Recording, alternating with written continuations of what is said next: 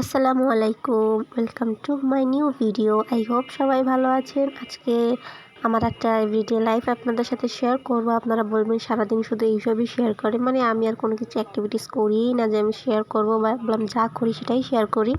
দুপুরে চিংড়ি মাছ দিয়ে ভাত খাওয়ার পর বাবু বললো কেক খাবে, তাই ওকে কেকটা খাওয়ালাম।